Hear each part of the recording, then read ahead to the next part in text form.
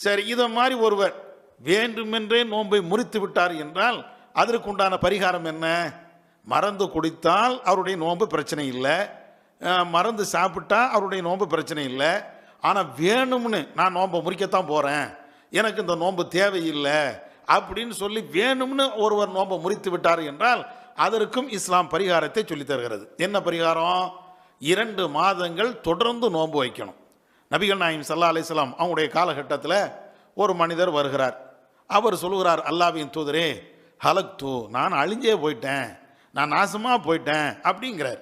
அப்போ ரசூலா கேட்குறாங்க, என்னப்பா, ஏன் நீ நாசமாக போயிட்ட, ஏன் நீ அழிஞ்சு போயிட்ட, என்ன காரணம், என்ன தப்பு பண்ண அப்படின்னு நபி அவர்கள் கேட்கும்போது அந்த சஹாபி சொல்கிறார், அல்லாஹ்வின் தூதரே, நான் என்னுடைய மனைவியிடத்தில் நோன்பு காலகட்டத்தில் பகல் நேரத்தில் இல்லறத்தில் ஈடுபட்டுட்டேன் அப்படின்னு சொல்லி அவர் சொல்கிறார்.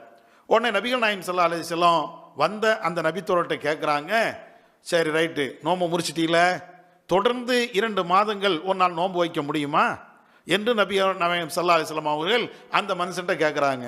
அவர் சொல்கிறாரு, அது எப்படி முடியும், இந்த நோன்பே வைக்க முடியலை, அப்போ தொடர்ந்து 2 மாதம் நோன்பு வைப்பதாக இருந்தால் அது எப்படி சாத்தியம், முடியலை.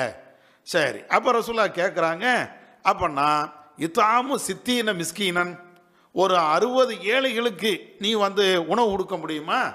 ஒன்றும் ஒரு நோன்பை முறித்து விட்டால் தொடர்ந்து 2 மாதங்கள் நோன்பு வைக்கணும், அப்படி இல்லைன்னா 60 ஏழைகளுக்கு நீ உணவு கொடுக்கணும் அப்படின்னு சொன்னோன்னே அவர் சொல்கிறாரு, இல்லை யார சொல்லா, அது எனக்கு இயலாது அப்படின்னோடனே நபி ஸல்லல்லாஹு அலைஹி வஸல்லம் அவர்கள் சற்று அமைதியாக இருக்கிறாங்க. அப்பொழுது நபி இடத்துல ஒரு கூடை நிறைய ஒரு பேரிச்சம்பழம் அன்பளிப்பாக தரப்படுகிறது. நபி அவர்கள் தனக்கு தந்த அந்த அன்பளிப்பான பொருளை இங்கே இருக்கக்கூடிய அந்த நபித்தோரட்டை கொடுத்து, தோழரை, இதை நீங்கள் தர்மம் பண்ணி உங்களுடைய பரிகாரத்தை தேடிக்கொள்ளுங்கள் என்று நபி அவர்கள் சொல்லும்போது அந்த சஹாபி சொல்கிறாரு, அல்லாஹ்வின் தூதரே, மதீனாவில் 2 மலைகளுக்கு மத்தியில் உள்ள இந்த மதீனாவில் என்னை தவிர, என்னுடைய குடும்பத்தை தவிர மிக ஏழ்மையாக இருக்கக்கூடியவர்கள் யார் என்று அவர் கேட்குறாரு. அப்போ நபி ஸல்லல்லாஹு அலைஹி வஸல்லம் சரி, நீனே உன்னுடைய குடும்பத்துக்கு தர்மமாக வழங்கிவிடு என்று நபி அவர்கள் சொன்னதாக இந்த ஹதீஸ்களில் நாம் பார்க்க முடிகிறது.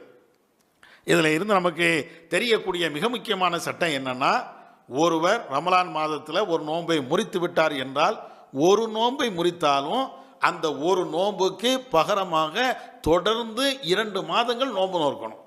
அல்லது அது முடியவில்லை என்றால் 60 ஏழைகளுக்கு அவர் உணவு கொடுக்கணும். அல்லது அது முடியவில்லை என்றால் ஏதாவது தர்மங்கள் பண்ணணும். இது வேண்டும் என்று நோன்பை முறித்ததற்கு உண்டான ஒரு காரியமாக, பரிகாரமாக நபிகள் நாயகம்